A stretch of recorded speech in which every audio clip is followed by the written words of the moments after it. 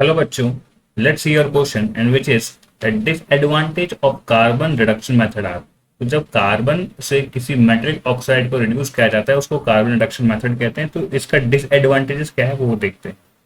तो बेटा when ever carbon reduction method is use, तो पहली बात तो यहाँ देखते हैं कि की कॉन्सेप्ट इसमें किसका है, कार्बन रिडक्शन मेथड का। तो यहाँ पे कार्बन रिडक्शन यानी इसको हम बोलते हैं स्मेल्टिंग। इस मेथड का डिसएडवांटेजेस हमसे यहाँ पे पूछा गया है कि इस मेथड का डिसएडवांटेज क्या होगा।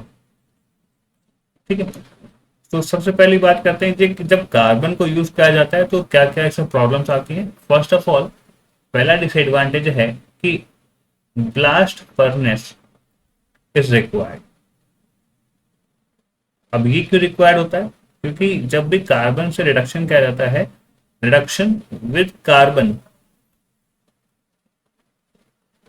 अकर्स एट हाई टेम्परेचर, और उसके लिए हमें ब्लास्ट फर्नेस का यूज करना पड़ता है।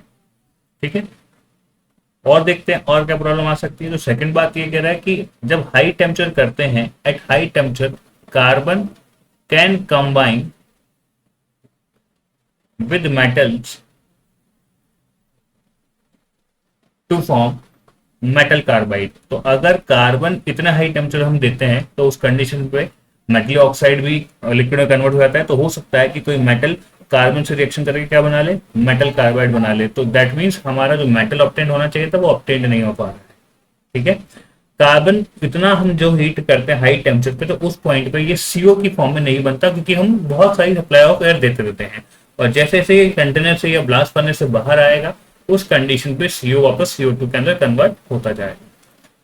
Carbon can not be use for high electropositive metal, ये बात भी बिल्कुल सही है कि ये हाई इलेक्ट्रोपॉजिटिव मेटल के लिए यूज नहीं कर सकते। बट ये इसका डिसएडवांटेजेस नहीं होगा, ये इसका लिमिटेशन होगा। ये जो डी पॉइंट है मैं इसको इसका लिमिटेशन जरूर कहूंगा, पर इसका डिसएडवांटेजेस नहीं है, क्योंकि इस प्रोसेस को यूज हम नहीं कर सकते। यहाँ ये लिमिटेड है, बट जहां यूज कर सकते हैं हमें वहां उसका डिसएडवांटेजेस बताना है। Right, so from this we can say that in statement से हम ये बात बोल सकते हैं कि जो ऑप्शन नंबर ए और बी होगा वो क्या होगा, correct. Option number A and B are correct.